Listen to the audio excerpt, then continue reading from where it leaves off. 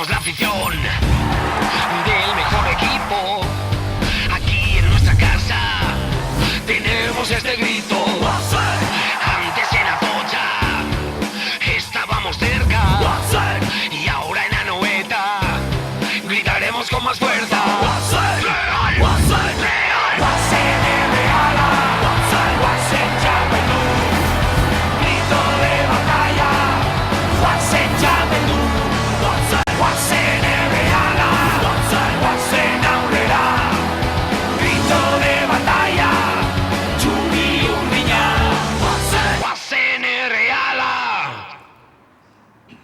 Gabón, muy buenas noches y bienvenidos a un nuevo programa de Real a 2.0. Hoy volvemos ya después del final de Liga, donde la Real se ha clasificado en la mitad de la tabla, no sufriendo para bajar, pero tampoco aspirando a cotas superiores. Y para ello haremos lo que siempre se hace en un final de temporada, que es analizar qué ha sido lo mejor, qué ha sido lo peor, cuáles han sido los aspectos positivos, cuáles los negativos, qué jugadores han destacado y cuáles no.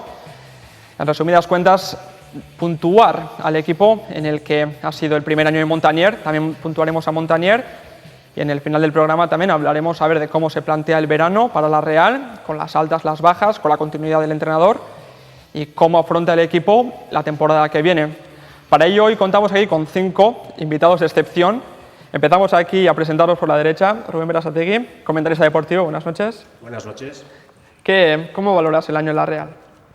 Desde un punto de vista deportivo, pues le daríamos un aprobado, pero tampoco le vamos a poner un notable. Yo creo que la Real ha cumplido sus objetivos, pero si esos objetivos yo creo que deben ser algo más exigentes de lo que han sido. Entonces yo creo que merece el aprobado porque sí se ha mantenido y no ha sufrido por ello, pero tampoco estamos para dar un paso más.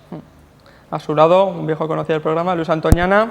¿Qué tal? Muy buenas noches. ¿Qué tal? Buenas noches. ¿Tu valoración sobre este año? Pues más o menos muy parecido a la que se acaba de hacer ahora mismo por parte de Rubén. Desde el punto de vista numérico se han superado, yo creo, un poco aquellas malas perspectivas que durante buena parte de la temporada e incluso en la segunda mitad hacían pensar que se podrían pasar apuros. Por consiguiente, desde ese punto de vista, satisfacción. Desde el punto de vista estético, de la satisfacción de los aficionados por ver lo que han ido viendo tanto en Anoeta como lejos de Anoeta, evidentemente es mejorable. Ahora bien, se plantea la cuestión de que realmente había decisiones que tomar en relación con la suma final y la suma final, ojo, ha sido mejor de lo esperado. A mi lado, otro viejo conocido del programa, Fernando Antúnez. Buenas noches. Buenas noches. ¿Compartes la opinión de Luis? ¿O? Sí, totalmente. Bueno, el segundo año es normalmente después del ascenso suele ser el año de la consolidación, más o menos, que se suele decir.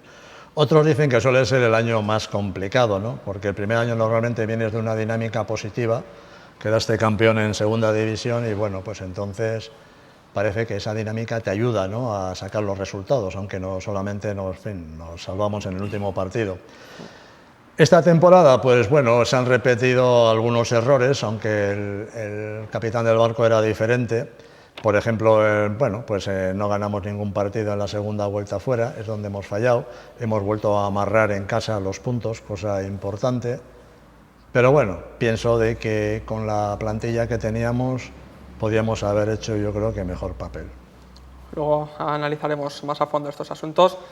José Ignacio Elizegui, Diario Sport, buenas noches. Buenas noches. ¿De acuerdo con Fernando, con Luis y con Rubén, o tienes otra opinión sobre este año de la Real? Sí, yo creo que más o menos en la línea de ellos. Yo desde luego en el aspecto deportivo, que es lo que al aficionado le puede interesar, a mí me parece que ha sido un año muy irregular, con más casi muchos altibajos, con muchos momentos incluso de preocupación para el aficionado y en algunos momentos también con mucha fortuna que ha hecho que el equipo al final cumpliera su objetivo. Antes estabais dando nota, yo desde luego le daría, si le doy, un aprobado desde luego, pero muy justito, porque yo esperaba mucho más de la Real.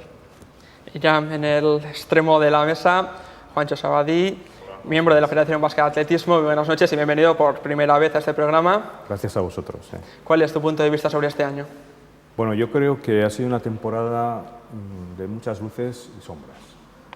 Cuando hemos estado en partidos donde realmente ha habido mucha luz, que a todos nos ha hecho pensar que estaba ya encarrilado, que había un sistema de juego, que había ya una estrategia, pero luego no se consolidaba, no ya se ha llegado a consolidar. Eso ha generado, yo creo, que mucho desánimo y desesperación en los aficionados. Más allá de los resultados, que bueno, pues si eso nos dicen cómo iba a ir la temporada, tal y como nos habían vendido el producto en la pretemporada, pues igual hubiésemos pensado algo más. De hecho, ha habido momentos en que veíamos con mucha esperanza de que se podía lograr algo más, pero al final ha sido un aprobadillo justillo. La primera pregunta que quiero lanzar a todos los invitados es, a principio de temporada, ¿cómo veíais a la Real y qué esperabais de la Real? Y luego ya comparándolo con lo que ha hecho, a ver si os acercasteis mucho o estabais un poco alejados. Rubén, Luis, ¿quién quiere empezar a dar su opinión? Hombre, yo coincido un poquito con Fernando. Yo creo que el segundo año suele ser un año de consolidación, pero muchas veces incluso es más complicado que ese primer año tras haber conseguido el ansiado ascenso. Yo creo que la Real en esta segunda temporada, tras su vuelta a Primera División, nos han vendido primero que traíamos un entrenador nuevo y que desde luego nos habían vendido mucha ilusión y nos habían generado unas expectativas quizás demasiado altas, o habían puesto muchas expectativas en este entrenador que a mí personalmente no se han cumplido. Yo creo que ha tardado muchos meses en darse cuenta de lo que era el fútbol español, de lo que era la categoría y de conocer primero a su equipo. Dicho eso, la Real no es un equipo que está en condiciones de poder permitirse el lujo de regalar puntos o ceder puntos, porque se supone que va a estar la categoría muy apretada. Luego, afortunadamente, esto no ha sido así y la Real, pues debido a que, aunque al final los puntos se engañan un poquito por el sprint final que nos ha hecho el Zaragoza, por poner un ejemplo, sí que hemos tenido o hemos gozado de un margen que no tuvimos el año pasado, de un margen de puntos, porque sí que había equipos que realmente se han descolgado y lo han hecho mal. Pero el entrenador no ha colmado las expectativas que se nos vendieron y el equipo, también coincido con un invitado, ha sido un equipo de luces y sombras y un equipo con una irregularidad inmensa, que a ratos te generaba una ilusión y realmente podías pensar que estábamos para cotas más altas, tras ver partidos que ha habido en Anoeta, tras ver goleadas o ratos de buen juego, y luego sin prácticamente tener una explicación lógica, el fin de semana siguiente era un auténtico desastre o veías un equipo sin alma, un equipo roto. Coincido también con Fernando que esto, sobre todo en la segunda vuelta, ha sido fuera de casa, donde si hubiésemos tenido una actuación un poquito mejor, algo más normal, porque ojo, es preocupante que ya sean 2 años seguidos con actuaciones fuera de casa o toda una segunda vuelta tan malas, y igual hubiésemos estado para cotas más altas. Fernando, ya que te ha mencionado Rubén, ¿por qué no se gana fuera? ¿Por qué la Real lleva tantas temporadas con esta dinámica tan negativa fuera de casa? No, tantas temporadas, no, bueno, llevamos 2 temporadas más o menos. ¿Por qué esa dinámica? Yo no sé si es problema de ambición, si es problema de... No lo sé cuál es el motivo verdadero de que fuera de casa. Yo creo que la Real siempre, en los últimos años, ha sido un poco débil mentalmente en cuanto empezaba perdiendo. Al primer gol ya en contra ya muchas veces bajaban los brazos, ¿no? Pero es que este año ha ocurrido cosas, por ejemplo, ir ganando en el Villamarín 2-0, nos empataron y nos llegaron a remontar en un momento dado. También no recuerdo ahora en qué partido también íbamos ganando en el Español, en Cornellá. 0-2, la primera también parte. Nos volvieron a empatar. Son cosas, no lo sé. Cuando se habla de salto de calidad, yo creo que el único salto de calidad que ha habido ha sido el cambio de Sutil por Vela. Lo demás y el resto, hombre, lo que es jugar al fútbol, pienso que hemos visto poco, pero más fútbol que la temporada pasada. Yo creo que sí, ahí sí estamos de acuerdo. Pero dentro del mismo partido habéis comentado de que ha sido una temporada bastante regular, pero no de un partido a otro, no, incluso dentro del mismo partido. Ha habido situaciones muy irregulares.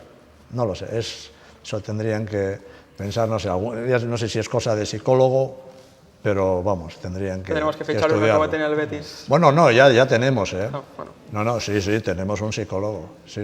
¿Y trabaja? Supongo. Sí, a veces se nota de cara de mes que viene. Juancho, a principio de la temporada, ¿cómo veías a la Real? ¿Creías que iba a acabar así la temporada o esperabas otra cosa? Bueno, tal y como nos vendieron el producto del nuevo técnico y tal y como se fue, no nos olvidemos todos que fue un poco duro Lasarte, Pues sí pensábamos, porque se nos habló del fútbol estilo Barça y una serie de temas. Claro, la prensa luego... El salto de calidad, que se sí, decía, sí. que iba a haber más toque de balón, no sé qué. Y luego, la verdad es que la realidad ha ido por otro camino. Y por seguir un poco con lo que has comentado, pues por ejemplo, fue muy duro el tema de la Copa. Ese partido que estaba resuelto, que nos eliminaron de esa manera, aquello fue duro, ¿no? O sea, Lo tengo muy subrayado aquí como el aspecto negativo del año, sin Para duda, hacer la sí. digestión de aquello pasaron muchas jornadas. Sí. Yo, otro aspecto que yo pondría encima de la mesa, el fútbol hoy en día es estrategia pura y dura. El técnico tiene unos medios que antes ni existían para preparar los partidos. Hay cuadro técnico, tenemos vídeos, tenemos información de en primera mano. Entonces yo creo que muchos de los partidos, con perdón de la expresión, Montanier ha sido un poco estreñido, vamos a decir. Él ha montado la estrategia y ha preparado el partido. Claro, al final los jugadores, evidentemente, él es el que les dirige, pues es lo que han entrenado durante la semana y se ha observado un poco falta de ambición, que eso luego yo lo uniría, pues que hay que poner al final una estrategia y un proyecto encima de la mesa y a ver si esta temporada, que hay tiempo y que todo el mundo está un poquito más relajado, pues se puede hablar de eso para el año que viene. José Ignacio, ¿es la falta de ambición Sí. lo que ha marcado la temporada de la Real este año? Sí, yo estoy un poquito de acuerdo en lo que dice Juancho. Efectivamente, al principio se nos vendió pues un producto que parecía que iba a ser una auténtica maravilla. El equipo no había cambiado mucho y bueno, pues al final Vela, yo creo, la calidad de Vela, los goles de Vela son lo que ha salvado a la Real. Si le quitamos a la Real este año los 12 o los goles que ha metido Vela, pues hubiésemos estado... Según comentaron, ha supuesto 20 puntos. Por eso te digo que sin los goles de Vela yo creo que ha sido el verdadero artífice junto con el portero, junto con Bravo. Yo creo que han sido los dos jugadores un poquito que nos han salvado este año, pero claro, el año que viene, si ya se habla que Vela no va a estar, pues hay que buscar un recambio, desde luego, de la categoría de Vela, porque si no se va a sufrir mucho. Yo esperaba mucho más bueno, no es que esperara mucho más, nos vendieron que iba a ser totalmente diferente la cosa y yo no he visto tanto cambio, he visto una falta de ambición importante. A ver, Fernando. ¿Quién lo vendió? Sí, Ese es el tema. A ver, pues ¿quién lo trajo? sí, al entrenador del año pasado se le rescindió el contrato, tenía un contrato en vigor, la decisión, como dice Juancho, fue muy dura y se le mandó a la calle. El hecho de rescindir el contrato para contratar a un entrenador nuevo significa un cambio de actitud, un cambio de voluntad de que los objetivos que ya había conseguido el señor Lasarte fueran superados este año, no tanto numéricamente en cuanto a que el número de puntos al final fuesen 3 o 4 más, no, sino en cuanto a que el mensaje era que el equipo daba un salto de calidad y que ya iba a ir a por aspiraciones mucho más concretas. Pero esa decisión, que está en el punto de la frustración que luego se ha sufrido durante toda la temporada, no la dijo el señor Montanier. Él no prometió nada.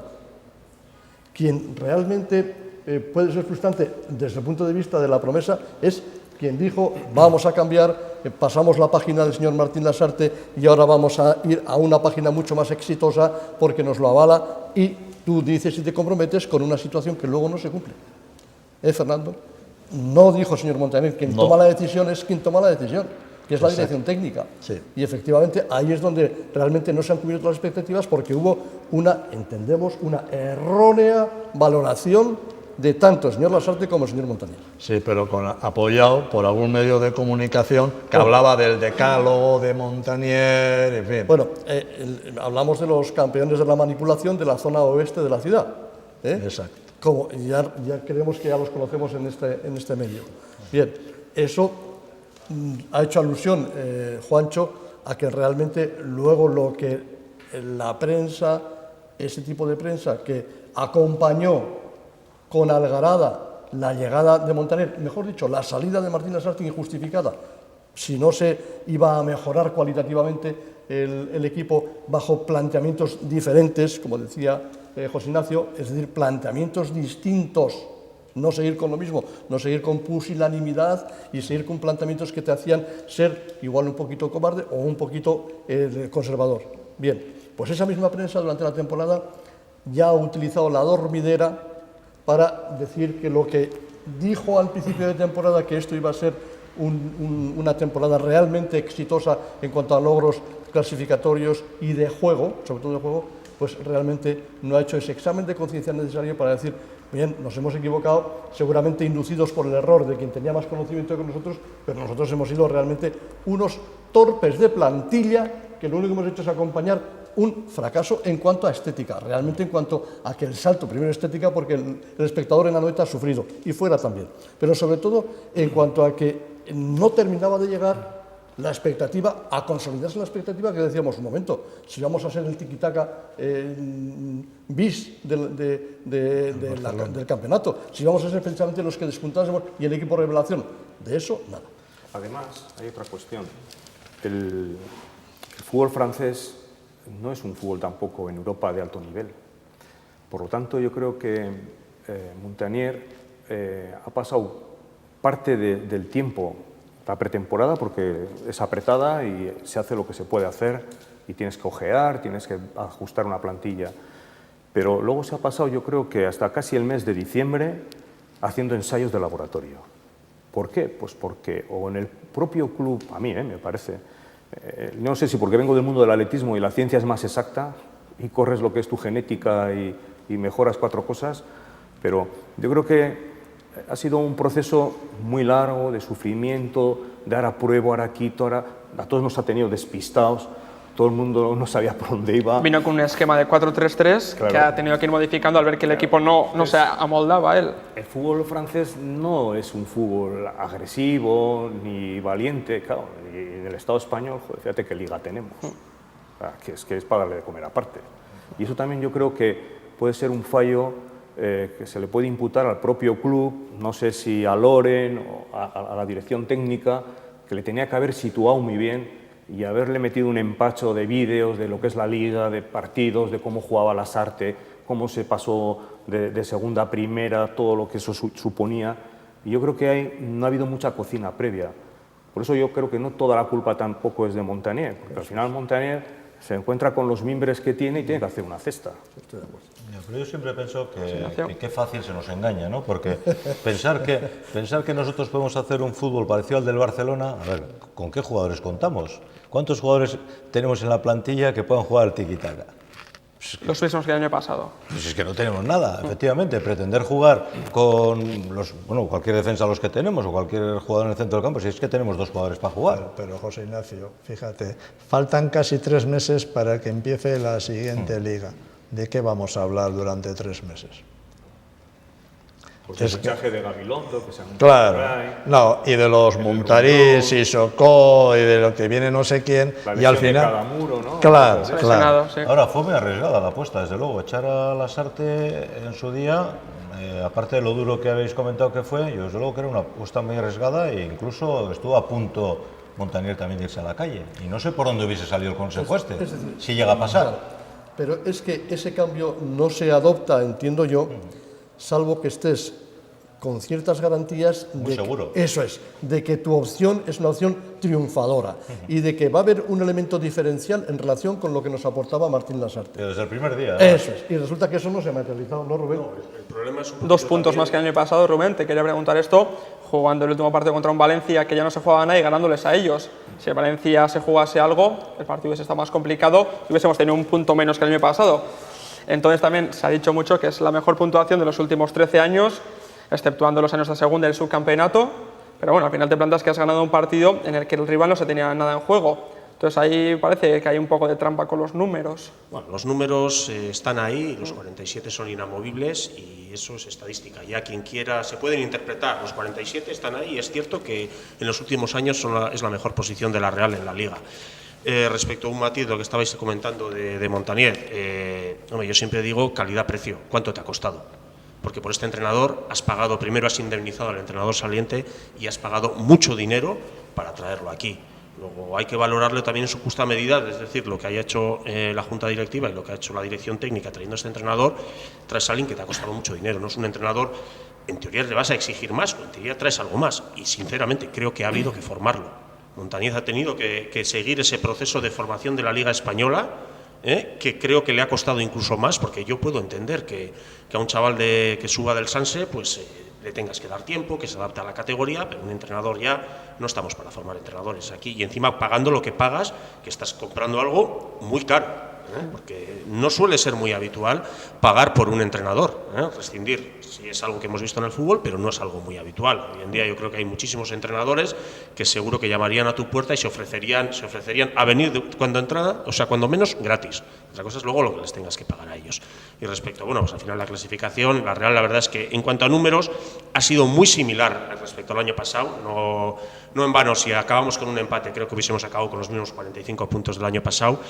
Pero lo que sí es cierto es que esa sensación de agobio que sí tuvimos el año pasado no ha sido este año. Pero creo que eso no solo es mérito de la Real, también es un poquito de mérito de otros equipos de la categoría que, salvo el sprint final, que ha apretado un poquito las cosas, han estado muy por debajo.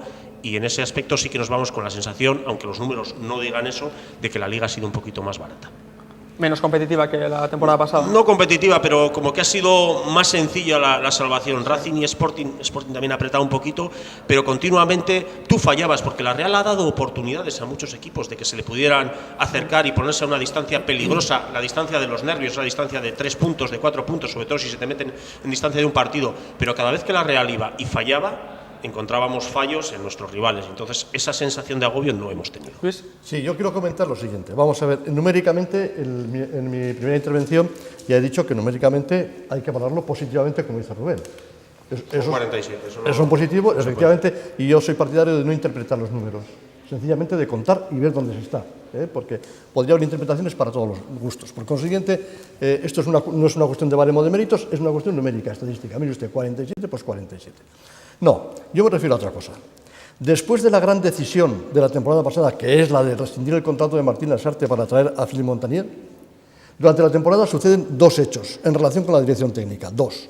Uno, una opción de un entrenador, que estuvo un tiempo corto, pero hubo un tiempo corto de opción. Y otra, en el partido de Málaga, realmente de no haber tenido un resultado semipositivo en la Real Sociedad, ya prácticamente el entrenador estaba cesado. El partido del Betis en Sevilla también se decía lo mismo. Entonces, vamos a ver, la dirección técnica estuvo a punto de abdicar de la decisión más importante que ha tenido que tomar en toda su trayectoria. Eso es lo que quería poner de manifiesto. Estuvo a punto de echar por el suelo su propia firmeza al principio de temporada. Es decir, no lo hizo sencillamente por una cuestión también numérica, es cierto. Pero de hecho, después del famoso gol de Íñigo Martínez en el Villamarín, en vestuarios, Aperribay dijo de que él notaba unos fallos importantes en la gestión de los partidos por parte del entrenador. Eso lo dijo Aperribay. Pero ha dicho Aperribay estos días pasados que nunca se ha dudado de Montanier durante este año. En rueda de prensa dijo el otro día. Bueno, pues de hecho han hablado... han hablado con entrenadores. Pero es que luego otra cosa también grave para mí es que diga el presidente de que el entrenador está aprendiendo. Y joder, pues entonces si traemos a una persona que tiene que aprender aquí, tienen que aprender los jugadores. Es decir, aprendemos todos en esta vida cada día. Sí. Pero vamos, entre comillas, no puedes traer a un equipo de élite un entrenador que viene a aprender. Juancho, para ti, ¿qué ha sido lo mejor de esta temporada y qué ha sido lo peor? Aunque creo que lo de la Copa va a salir bastante en esta mesa. Yo creo que lo mejor ha sido que con la tempestad que se había generado hemos sobrevivido, ¿vale?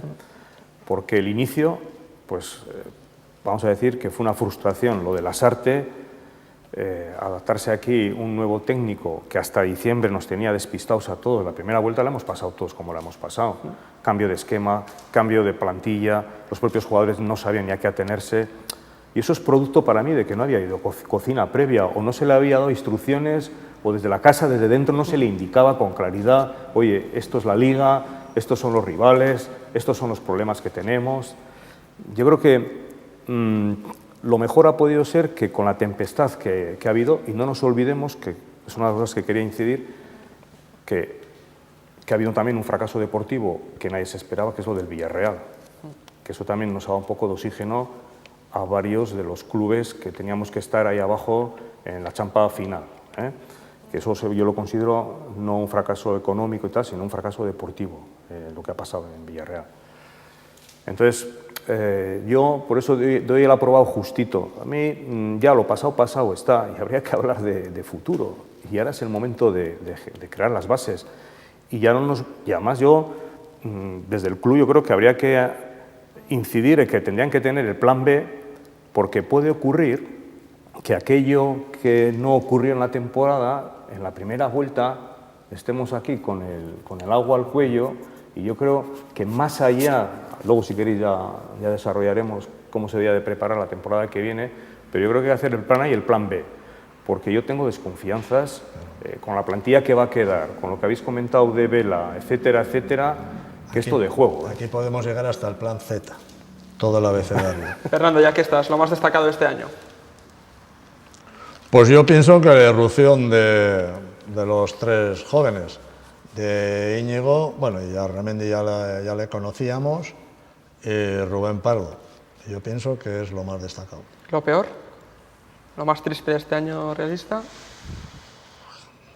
Que seguimos con la improvisación y luego la imagen de club que se ha dado en las salidas que ha habido ya en las últimas temporadas, sobre todo la de la temporada pasada. ¿Por qué será que todos los que salen hablando mal, o bien de Loren, o bien del Consejo? Ocurrió en su día con Lillo, con Caneda, con Mancisidor, con Lasarte, con Tamudo, con Diego Rivas. Es que ha sido el signo de este Consejo y de este director deportivo. ¿No sabemos hacer las cosas bien hechas? ¿No sabemos quedar como señores? Pues parece que no. No lo sé. José Ignacio, después de esas palabras duras de Fernando, para ti lo mejor de esta temporada. A mí lo mejor pues casi una temporada más o menos tranquila, donde no hemos sufrido, no hemos disfrutado tampoco absolutamente nada en los partidos, pero por lo menos no se ha sufrido. 3 jornadas antes de acabar pues ya estábamos libres del descenso, pero más que por méritos nuestros, yo creo que por deméritos de otros, porque había 3 equipos, por lo menos desde el principio, Sporting, Racing y Zaragoza, que luego al final ha conseguido salvarse, estaban empeñados en bajar. Entonces, como aquí todo consiste en dejar 3 peores o 3 por detrás, pues bueno, nos han hecho vivir una temporada más o menos tranquila. Pero yo desde luego creo que la temporada no ha sido para nada buena. Y en el otro lado, lo peor. Y lo peor, desde luego, a mí el día más triste me pareció el día de Mallorca. El día de la Copa, ese yo creo que fue el día más duro de esta temporada, creo que para todos los aficionados. Luis, ¿qué destacas este año? Haber alcanzado la orilla sin demasiada angustia, es cierto, y por consiguiente eso hay que valorarlo positivamente, y el descubrimiento, como ha dicho Fernando, de los nuevos valores, Ño Martínez, etc. ¿Y lo peor? Lo peor, la irregularidad que ha tenido el equipo, la falta de satisfacción que ha tenido los aficionados, la desorientación que ha habido. Entre la simbiosis entre equipo y afición no se ha producido, todo lo contrario, incluso con resultados hasta, digamos, favorables en algún momento. Anoeta no solamente ha manifestado con exclamaciones clarísimas su incomprensión, sino incluso su rechazo a lo que estaba viendo. Por consiguiente, yo creo que eso sí que hay que corregirlo, o al menos hay que darle una explicación. Y dentro de todo eso, tengo que decir que para mí lo peor ha sido que realmente el salto de calidad que intentó la dirección técnica al final de la temporada pasada, no solamente no se ha producido, sino que realmente la propia dirección técnica ha estado a punto de abdicar de su propia apuesta. Y Rubén, aparte de los 3 canteranos, ¿algo que destacar de este año? Sí, lo mejor Vela. Vela ha dado a cuentagotas al final, bueno, algo más que cuentagotas, sobre todo en los últimos 2 meses, eso es.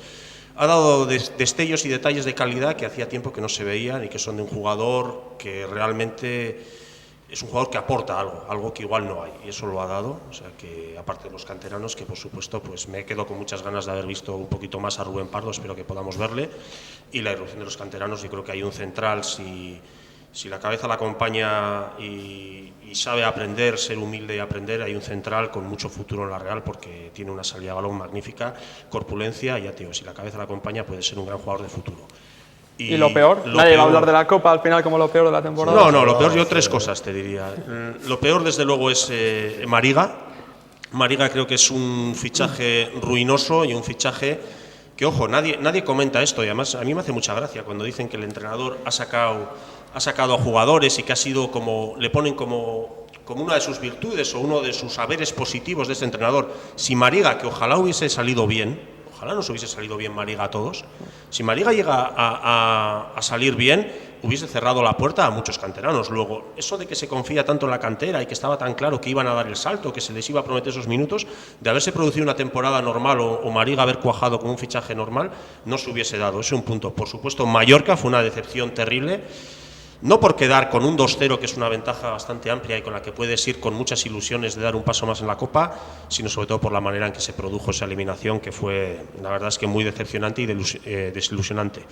Eso, y luego, por supuesto, para mí, la falta de comunión entre la afición y el entrenador, que es un tema además ya de futuro, que ahí queda.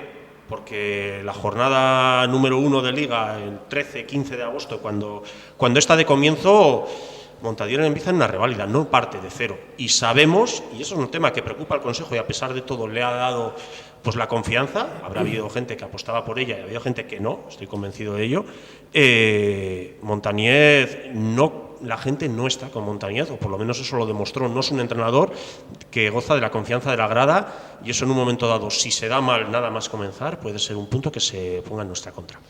Y el hecho de no haber llegado a Europa cuando parecía algo factible, ¿consideráis que es un fracaso por parte de la Real, o la Real ha llegado a lo que podía este año?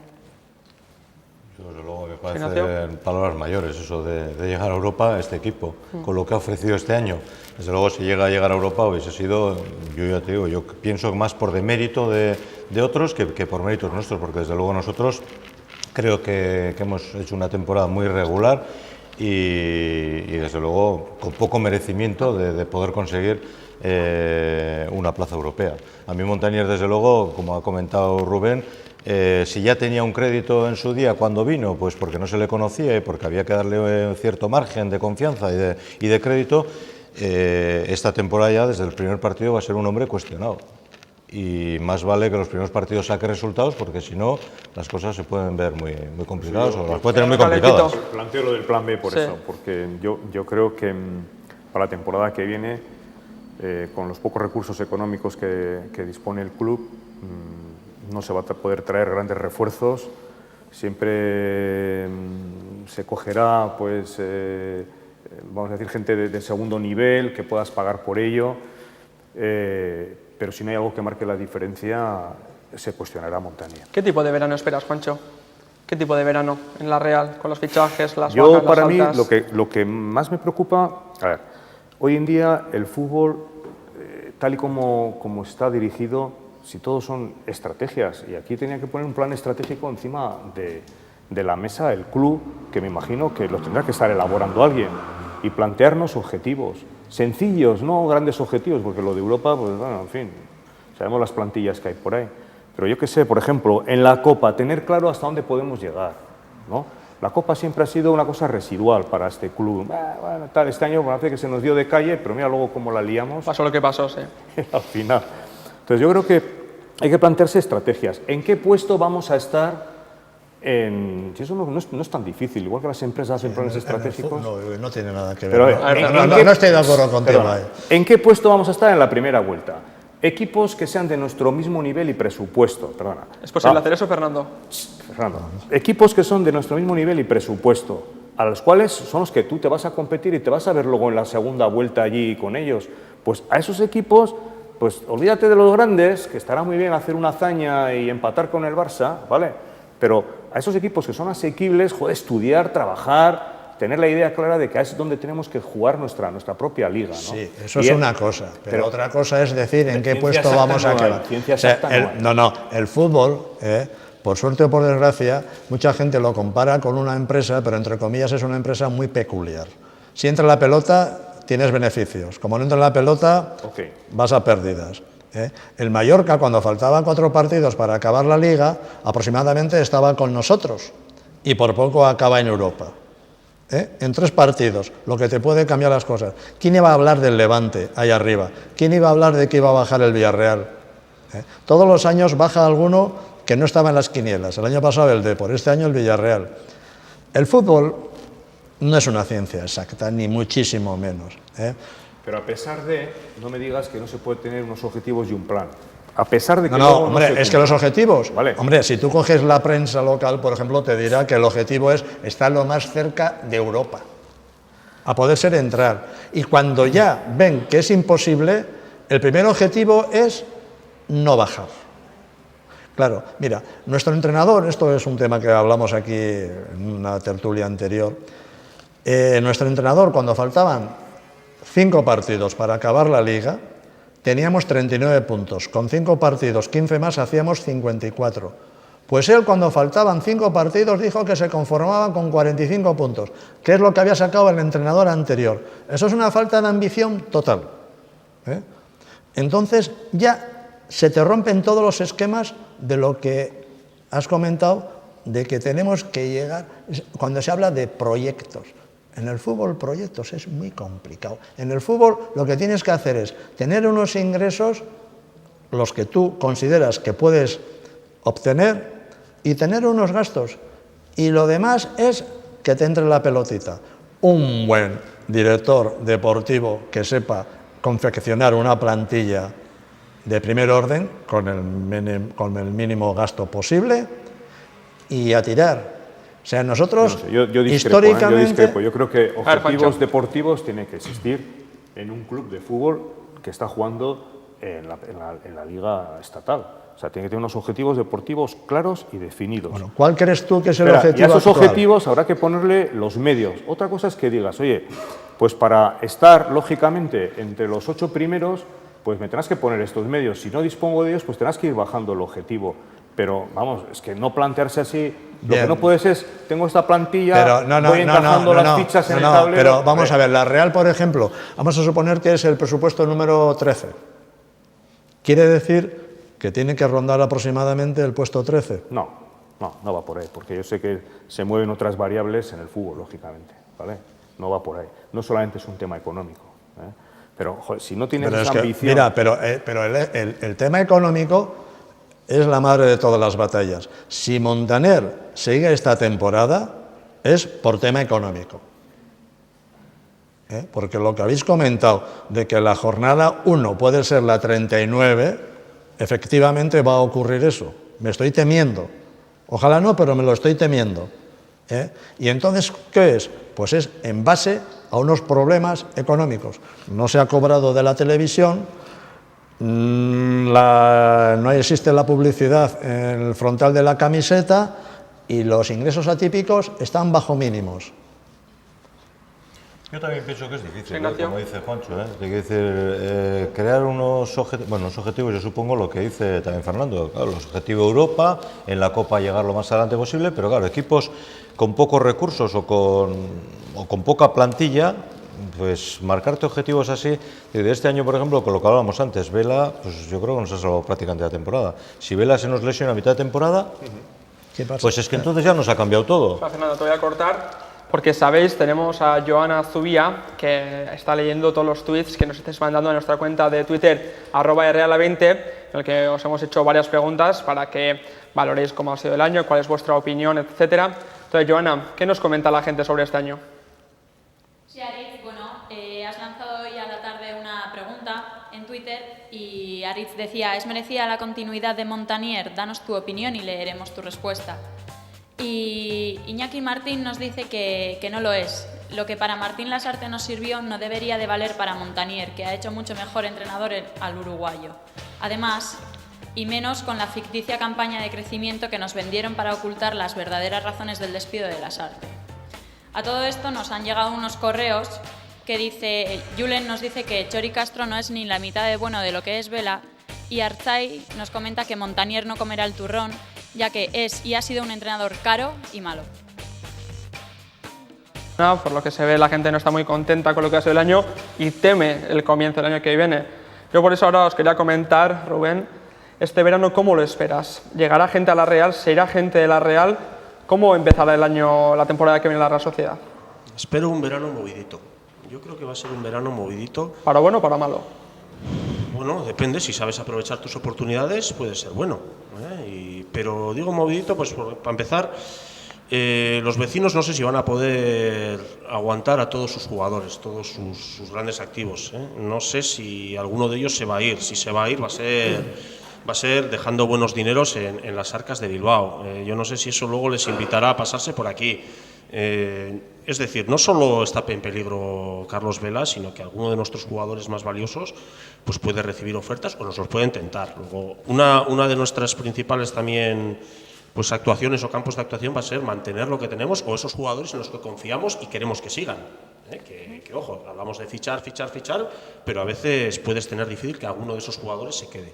Y luego a partir de ahí, pues desde luego, tener bien claro qué se necesita y ir al mercado a buscarlo. No ir al mercado tirando la caña, pero sin ton ni son. O sea, si vas a por truchas, ya sabes cuál es el cebo que tienes que poner y dónde tienes que ir. Si vas a por otra cosa, lo mismo. Pues yo creo que la Real debe seguir eso y tener muy bien analizado qué es lo que el entrenador, la dirección deportiva, aunque claro, yo ahí tiemblo, sinceramente, porque he visto lo visto y la trayectoria que llevamos, pues mucha confianza no me generan, pero estamos en manos de ellos y de las decisiones y de lo que ellos piensen que es válido para reforzar esa plantilla. Y a partir de ahí, enlazando un poquito con el tema económico del que habla Fernando, pues ver hasta dónde puedes llegar y ojo, hombre, lo que es muy complicado es traer jugadores cuando estos ya han demostrado algo. Traerte un Michu ahora, pues probablemente esté fuera del alcance de la Real, pretendido por muchos equipos en Primera División. Pues claro, un Michu el año pasado, pues era ese tipo de jugador, estoy hablando tipo, no estoy hablando de él en concreto, pues que la Real tiene que tratar de fichar. Luis, ¿llegarán jugadores a la Real? Vamos a ver. ¿Se esperará a fichar o se fichará pronto? A ver, hay que situarlo todo en un contexto, en dos o en tres. El principal contexto, el que lo abarca todo, es esta catástrofe sobrevenida que es la situación político, social, económica. Esto nos va a afectar a todos. Vamos a ver en qué medidas, decía Rubén, yo creo que con perspicacia, que realmente en una situación de dificultad es preciso moverse también con mucha habilidad, con mucha certeza, con mucho acierto, para poder tener éxito en todo esto. En el resto, yo creo que precisamente los objetivos o parte del plan estratégico que decía Juancho está precisamente ahora. Entre guerras, es decir, en la época entre temporadas, se sienta uno encima de la mesa y se dice, vamos a ver, ¿a qué aspiramos? ¿Aspiramos a tener un delantero centro que es el 80% de nuestro bagaje deportivo y que si se nos lesiona Rossi, vamos a segunda? ¿Aspiramos a tener un equipo mucho más sólido? Bueno, pues ese es el planteamiento que hay que hacer. Si necesitamos una estrella o necesitamos seguramente un equipo mucho más sólido que dé garantías de firmeza y que en caso de que haya una eventualidad desagradable, una contrariedad, te puedas defender. Ese es el planteamiento estratégico, ese. Y efectivamente eso hay que dotarlo de los medios que los técnicos tienen que poner encima de la mesa. No han pasado muchos años en que se fichaba un entrenador para un proyecto. Aquello no funcionó porque no hubo paciencia y porque realmente mucho antes de la mitad del proyecto el entrenador ya había sido despedido porque realmente el juego de la pelota pues hacía una mala pasada y terminaba por descarrilar el proyecto del entrenador. Ahora los proyectos de los entrenadores son muy contados, con los dedos de una oreja se pueden contar los proyectos de los entrenadores. Sí que hay un proyecto técnico, un proyecto de la dirección deportiva que dice, yo creo que aspiramos a ir por aquí, aquel que tenga un proyecto deportivo en su equipo. A lo mejor no es nuestro caso, pero quien lo tenga sí que puede mandar unas pautas. Y ahí es donde habría que llamarle a la entrada y decir, mire usted, contamos con usted, diseñe usted el equipo, diséñelo. Vamos a confiar, díganos qué necesidades tiene para tener un equipo con ciertas aproximaciones, garantías nunca va a haber, con ciertas posibilidades que se alejen de que el primer partido de Liga, como ha pasado este año, el primero, nuestro entrenador, el entrenador de Liga, vamos a pasar apuros. Después de ganar el partido, recordaréis que se ganó el partido y digo, vamos a pasar apuros. Vamos a ver, eso es un diseño de un proyecto deportivo, eso es lo más alejado de un proyecto deportivo. Pues, Juancho. Sí, porque además, siguiendo un poco lo que dice Luis, la realidad es de que esa opción no la tuvo Montanier en la temporada pasada, porque según llegó se tuvo que poner en acción. Y por eso se pasó, hasta la primera vuelta se pasó improvisando, haciendo adaptaciones, al final la estrategia de laboratorio. Pero es que ahora ya conoce la plantilla. Ahora me imagino que en el club alguien le habrá dicho con los recursos que cuenta para poder fichar. Y un poco en la línea que decía Rubén, pues ahora es el momento de poner el tema encima de la mesa. Y luego se podrá ser crítico, porque él siempre se puede escudar o se podía haber escudado en esa temporada de yo llegué aquí de paracaidista y he hecho lo que he podido. Bueno, pues vale, pero ahora no es esa la situación. Ojo, y el verano, como tú bien dices, puede ser movidito. José Ignacio, en este diseño que ha comentado Luis, por ejemplo, nombres como Fran y Llorente, ¿es ves cabida en ellos? O... Ese es el primer problema que yo creo que tiene la Real. Empezarán Tiene que buscar, el yo año. creo que tiene, y Montanier, que decís que conoce ya el equipo, si su referente en ataque va a ser Aguirreche, pues... ¿No es delantero para la Real, Aguirreche? ¿Para contar solo con él? Yo desde luego temblaría. ¿Y Vela? ¿Vela? ¿Alguna opción de que empiece el año vestido de Churiurdin? Yo Vela no no lo tengo veo. ninguna opción. Entonces, si nos desprendemos de Fran y Llorente, es lo que comentas tú, quedarse solo con Aguirreche puede ser peligroso. Por eso, yo creo que va a ser un verano movido, con muchos nombres, como todos los veranos, algunos muy ilusionantes, pero terminarán llegando aquí jugadores que no los conoce más que Loren y Javi Pérez. Y tampoco lo conocerá Loren. Bueno, si los conoce, te quiero decir que serán jugadores que nos venderán, que son muy buenos en sus países, tal, pero luego habrá que verlos El aquí. representante correspondiente le dirá a Loren. ¿Se puede repetir un caso Mariga este verano, Fernando? Tranquilamente. Estando Loren puede ocurrir cualquier cosa. ¿Luis? Sí, a ver, yo creo que no hay nada efectivamente garantizado y no me acuerdo quién de la tertulia ha dicho que nos podemos encontrar el primer partido de Liga con una situación de desencuentro importante. Bueno, habrá un elemento también que hay que considerar, que es, digamos, el escenario físico. Yo tengo interés, con permiso del moderador, en conocer. No hace mucho publicó nuestro compañero en la tarde de hoy, Juancho Sabadier, hizo una publicación rica en matices y argumentos en relación precisamente con la desaparición de las pistas de Anoeta. Vamos a ver, es un elemento más, ya sabemos que en unos campos y en unas zonas es más decisivo que en otras, se evalúa incluso, se llega a evaluar en determinados puntos a final de temporada, pero yo creo que merece la pena, ya que tenemos hoy, aprovechando que él es vocal de la Federación Vasca de Atletismo, pero es que además es un buen conocedor del deporte y es como se ve, un tertuliano muy ameno, que nos, no sé, que ponga ese punto que seguramente va a tener contrapunto, porque tu opinión, Juancho, encuentra el contrapunto en que la gente va a pensar, mucha gente piensa lo contrario de lo que tú dices. Correcto. Pero a mí me interesa, yo creo que nos debe interesar encontrar ese punto de vista tuyo que es discrepante. A ver, Juancho. Yo, inicialmente, que quede claro que nadie está en contra, ni siquiera las personas que vamos a intentar promover una plataforma para mantener el estadio de Anoeta, que lo anuncio aquí, nadie está en contra de la Real Sociedad. Yo, personalmente, yo fui atleta de la Real Sociedad desde los 13 años que me fichó el Mundaiz, porque soy un futbolista frustrado, y he sido velocista, y yo he sido fiel a la Real Sociedad hasta los 32 años que dejé de competir. O sea que a mí la Real Sociedad, mi relación con la Real y con la casa siempre ha sido buena, nos han tratado de maravilla, etc. Pero eso no quita para que las pistas de atletismo de Anoeta, que yo creo que hay una ignorancia general, eso es el Estadio Nacional de Euskadi. ¿Por qué? Porque es el único equipamiento, el único estadio que tenemos en todo el País Vasco homologado por la IAF. Y así se concibió y así se diseñó, ¿vale? Entonces, el que, más allá del tema de que estamos lejos, cerca, que las pistas sobran, no sobran, porque yo en unas declaraciones, y así lo publiqué, de Pep Guardiola, él indicaba que la presión del público en el campo, que a ellos no les afectaba para nada. Y dice, más nos afecta las decisiones arbitrales, 1.2 en cada temporada, que se lo tenían que comer con patatitas, pero más que la distancia, que es como nos quieren vender el tema. Por lo tanto, yo creo que ¿qué van a pensar los vizcaínos y alaveses que con dinero público se ha costeado esa instalación y que en este momento se está cuestionando, ¿vale? Pero también se cuestiona el hecho de que se vaya a hacer un Samamés Barría en Bilbao y aquí a la petición, con dinero público, que aquí a la petición de quitar las pistas siempre se le haya dicho que no. Digo porque el caso de escuchar a alguien a favor de las pistas es bastante extraño, creo, por estos lares, porque yo creo la mayoría de la opinión es que se quite. Entonces es bastante interesante saber que también hay gente que está a favor de mantenerlas. correcto. Hay gente que vamos a promover una plataforma, de momento está un poquito en stand-by porque con el tema de la crisis consideramos que va a ser un proyecto estratégico que va a ser difícil de desarrollar y por eso estamos un poquito ahí, un poco agazapados y para no generar polémica, ¿no? El tema es que un estadio es un estadio. De hecho, cuando se ha vendido la candidatura del 2016 de Donostia, entre los equipamientos que hemos alardeado que tenemos de cara a Europa, decimos, y tenemos un estadio, no un campo de fútbol, un estadio IAF, homologado por la IAF.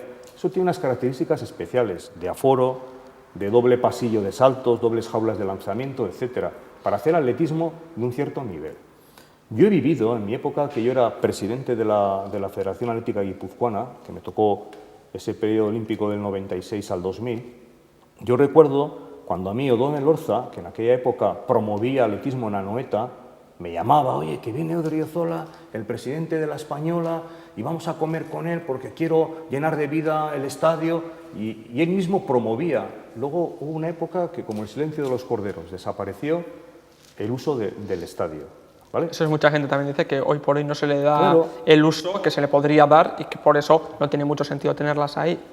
Bien, ¿Se puede dar más uso a esas pistas? Pero, a ver, la Real tendrá que plantearse, como ya hay proyectos por ahí redactados, de cubrición de las pistas, de ampliar en lo que le permita los 10-12 metros que le quedan en el círculo, etcétera, pero no destruir algo, porque claro, la Real, cuando salió de Atocha, tenía muy claro a qué carro se subía, y ahora, como no le interesa, a matar los bueyes, ¿vale?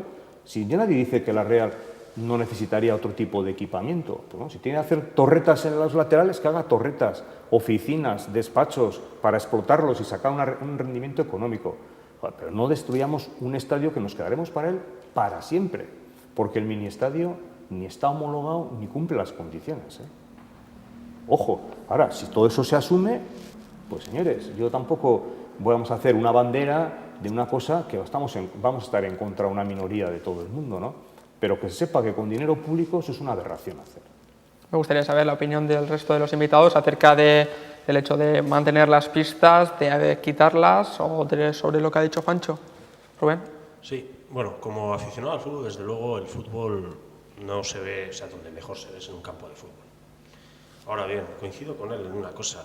Bueno, valga de entrada que en este momento la situación no está para un desembolso de esa cantidad. O sea, en este momento me parece algo que no se debería ni de plantear, porque ni la Real tiene dinero para afrontar eso, ni creo que del erario público deban salir ahora dinerales en esas cuantías, tal y como está la situación actual. Eso de entrada en este momento.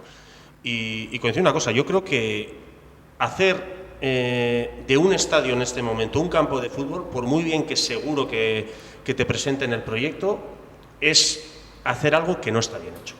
Un campo de fútbol es un campo de fútbol y se diseña desde el comienzo. Ahora, bajar el campo, empezar a hacer historias, no sería algo que para mí estuviera a la altura y suponiendo que tuviésemos el dinero, algo a acometer.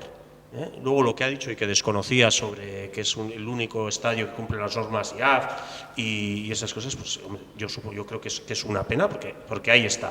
Y por último, yo creo que en Anoeta sí que es cierto que es un campo frío, es un estadio frío, vamos a dejarlo así, un estadio frío, no voy a decir que no, aunque bueno, de vez en cuando lo hemos calentado, pero ver fútbol, cuando la Real ha jugado, se ve fútbol fantásticamente.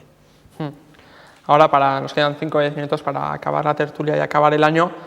Quisiera hablar un poco sobre Mikel Aramburu y lo que supone de su marcha de la Real, no el hecho de perder a un centrocampista, sino perder a lo que sí que era un líder del vestuario y a ver quién puede coger de cara a esta temporada y para el futuro su rol en el equipo.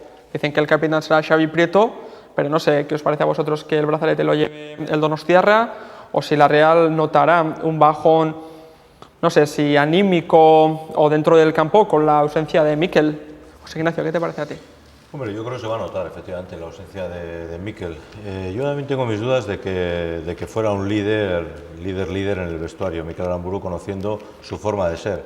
Pero desde luego que el brazalete lo puede dejar en manos de cualquiera, pero quizás ese liderazgo que él pudiera tener, yo creo que en este momento en la Real no hay jugador que sea capaz de asumirlo. Fernando. Yo creo que el futuro, no digo a muy corto plazo, pero el futuro capitán de la Real Sociedad va a ser Javier Ros, por su carácter. Javier Ros, ¿se le darán oportunidades de jugar y de llegar a ser capitán de la Real? Bueno, hay que darle tiempo. ¿Y qué te parece que este año lo vaya a ser Xavi Prieto? Bien, correcto. Un jugador de la casa, lleva años, está bien. Se dice, Juancho, por ahí que Prieto igual no tiene ese carácter que hace falta para ser capitán, pero Aramburu tampoco lo tenía y ha cumplido estas funciones durante muchos años. ¿Tiene que ver el carácter con llevar el brazalete? Yo pienso que no. Yo pienso que al final hay otros valores, se evalúan otras cosas, ¿no? Yo estoy un poco en la línea, es un hombre de la casa, es un proyecto que ha salido de abajo para arriba y es como si fuese, no me gusta hablar del relevo generacional, que suena un poco mal, pero bueno, yo creo que sería, por lógica, tendría que ser Xavi Prieto mientras no salga otra figura. Sí. Luis, ¿brazalete para Xavi Prieto bien?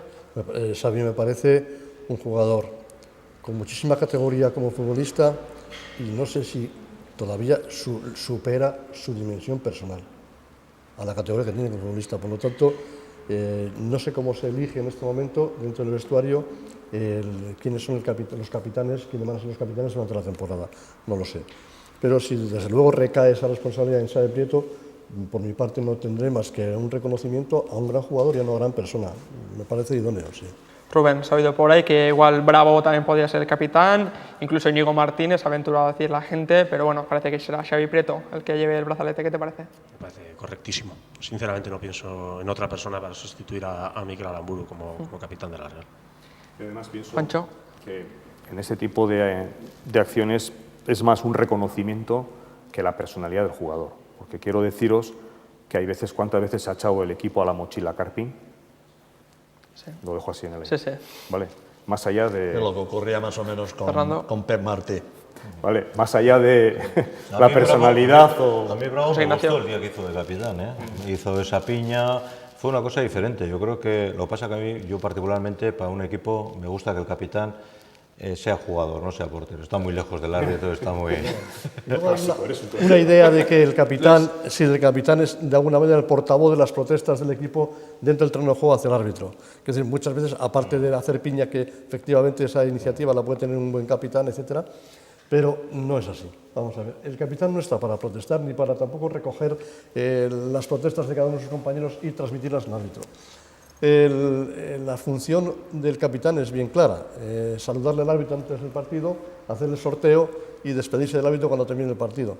Ahora bien, la capacidad de diálogo en este momento del arbitraje con los jugadores, no solamente con el capitán, es muy amplia y hoy en día cualquier jugador puede dirigirse al árbitro si lo hace de forma correcta para dialogar sobre cualquier lance que se haya producido, le afecte a él, lo afecta a un compañero o a un contrario. Por lo consiguiente, esa función de decir que vaya el capitán a protestarle, no hagamos que se hagan cosas. El capitán puede plantearle y es mucho más eficaz un comentario, es verdad, pero de cualquier jugador, no solamente del capitán, al árbitro, hecho en forma solapada, es decir, cualquier comentario que te hagan lo agradeces y lo valoras mucho más que si de forma pues, estridente y ostensible pues le vas a protestar al árbitro para echarle el público encima. Unos más que otros, También los es verdad. árbitros Sí, te sí. dejan más que... Son Sí, más es dialogantes cierto, que... pero hoy ya en el trato con el jugador se ha abierto muchísimo la mano, se es mucho más inflexible en decisiones técnicas y es mucho más en la tolerancia, ha crecido mucho la tolerancia en relación precisamente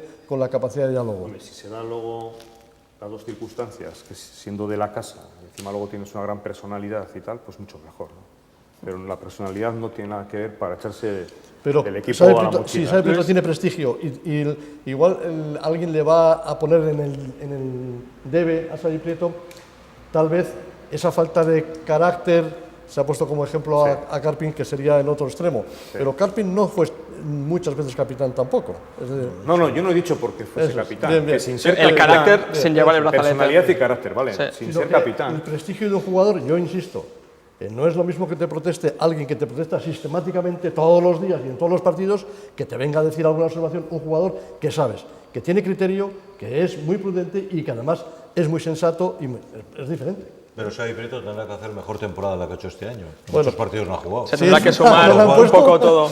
No le han puesto. Sí, segundo capitán, no sé quién será el segundo y el tercero. Sí. Eso está en el debe del entrenador.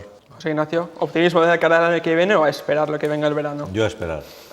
Yo no soy tan optimista como Fernando. Yo desde luego creo que nos espera una temporada en principio dura, y con un entrenador que va a ser cuestionado, como decíamos antes, desde el primer partido, que puede complicar mucho las cosas, y vamos a ver cómo llegamos a diciembre, y entonces igual te podría contestar lo que espero la temporada, pero ahora Complicado. me parece muy complicado. Juancho, ¿de acuerdo con lo que se ha comentado? Bueno, Montanier tiene que tener un listón puesto. 47. Otro salto de calidad de 2 puntos. O sea, no, es que es así. O sea, 47 con las luces, las sombras y las tempestades. Menos que son, yo no espero de él. Si es que va a continuar toda la temporada. Yo, por si acaso, el club debería tener el plan B en la chistera. Yo lo veo así. Rubén y Luis y Rubén, Hombre, de cara al año que viene. Yo es una temporada ilusionante porque yo creo que quiero ver realmente si estos chavales que han subido y que han demostrado que pueden hacer su hueco en la Real, pues realmente pues progresan y son los que ayudan a que ya jugadores consolidados, porque yo a Zurutuza ya le considero uno de los mejores y uno de los fijos en esta plantilla. Y si conseguimos tener un 9 de garantías, que coincido con él, que lo siento, pero Aguirreche, que ha tenido una temporada fantástica, no es un 9 de garantías para toda una temporada, con la exigencia de una primera división, es un 9 válido para el club, pero no de garantía total, pues poder hacer una temporada que desde luego ilusione, ¿eh? Yo tengo muchas ganas de ver eso y sobre todo de ver a Pardo, porque lo poco que le he visto me ha gustado mucho. Luis, ¿con ilusión sí, o...? Vamos, sí, yo comparto la ilusión de Rubén, ciertamente. Ahora, creo que los planteamientos hoy en día se hacen para cubrir puestos, es decir, no se hacen planificaciones, no se hacen estrategias, simplemente se analiza la plantilla por puestos. En este puesto, ¿cuántos tenemos? En este, ¿cuántos necesitamos? Pues nivel de riesgo de lesión en este puesto delantero centro, pues por lo menos hay que tener 3. El otro hay que tener no sé cuántos. Esa es la forma de trabajar. Y respecto a la planificación, bueno, pues yo creo que se acudirá a esa reflexión tan profunda de partido a partido. Muchas gracias a todos por haber estado aquí. También muchas gracias a vosotros. Muchas gracias a la gente que está detrás de las cámaras, como siempre se suele decir. Este es el último programa de la temporada de Real 2.0. Mila esker beste aldean izanagatik eta Gabon. Somos la afición del mejor equipo. Aquí en nuestra casa tenemos este grito. Antes en Atocha estábamos cerca y ahora en Anoeta gritaremos con más fuerza.